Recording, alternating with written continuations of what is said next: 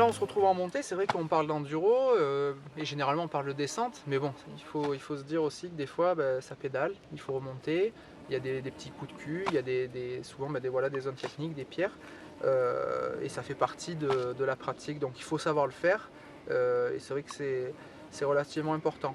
Donc quand on arrive sur une marche, qu'on se présente là, bon, le principal déjà c'est d'avoir un minimum de vitesse. Ensuite, on va se retrouver un peu coincé avec son pied d'appel. Souvent, on a un pied où on est un peu plus à l'aise qu'un autre. Bon, le truc, c'est qu'il faut s'entraîner, savoir faire avec les deux.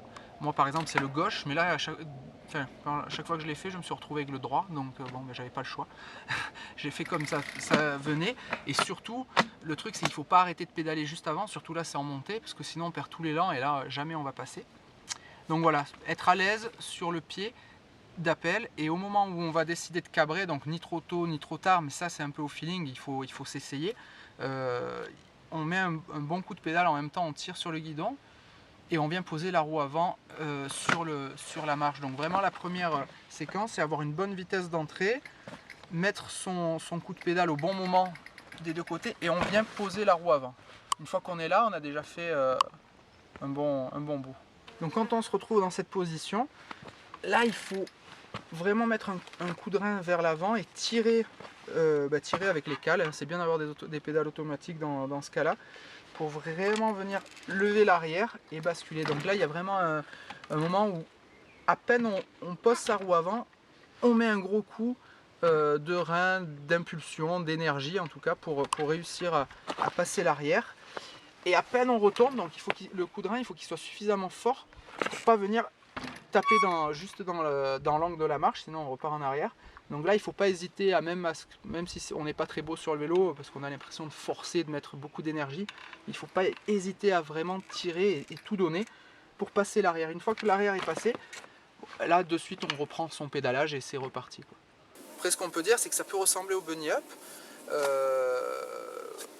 Tirer l'avant, lever et après mettre le coup de rein. La seule différence, c'est que là on se sert de l'appui du caillou pour moins forcer, pas faire un bunny up franc, où là quand on fait un bunny up, on tire l'avant puis on va venir tirer l'arrière. Là, quand la roue avant est posée, on fait comme un pivot. En fait, c'est comme si on voulait essayer de passer par devant, sauf que là, vu qu'on a posé la roue avant et vu la marche qui a monté, jamais on va passer par devant. Donc en fait, c'est comme si on se propulsait vers l'avant et qu'on avait envie de passer par devant. Et dans ce cas-là, il ne se passera rien si ce n'est de réussir à passer l'obstacle. Bon, après, le seul risque, hein, c'est de taper le plateau dans la marche. Bon, à part faire travailler le marchand de cycle, on ferait pas mal, quoi. Donc ce qui est quand même important, c'est de réussir à garder un peu d'énergie quand on se présente sur une marche, pour pouvoir accélérer devant. L'idéal, c'est plus on a de vitesse, plus ça va être facile. D'autant que si on a de la vitesse, on va peut-être pouvoir s'arrêter de pédaler juste avant pour caler son pied si vraiment on a un problème. Donc voilà, garder un peu d'énergie et 3 mètres avant, accélérer, faire l'impulsion avec le guidon et le coup de pédale et passer l'arrière. Mais voilà, ne pas hésiter à accélérer. C'est vrai qu'on va perdre de l'énergie, mais bon, si on doit descendre du vélo pour passer, on en perdra encore plus, quoi. En fait, en enduro, ce qu'on aime bien souvent, c'est, même si on n'aime pas spécialement monter, mais on aime bien se trouver des défis et essayer de monter un peu partout, quoi. On a des vélos avec du débattement, et quoi qu'on en pense, on a plus tendance à motricer qu'un vélo de cross-country. On cabre moins facilement, les suspensions nous aident à passer les obstacles.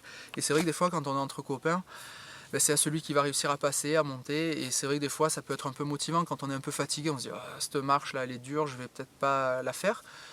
Ben, peut-être ça peut donner un peu d'énergie de dire c'est quand même un défi, si j'y arrive, je suis fier de moi, et là je mets un petit coup en plus là, même si je prends 5 pulses de plus derrière, et puis ça peut être sympa.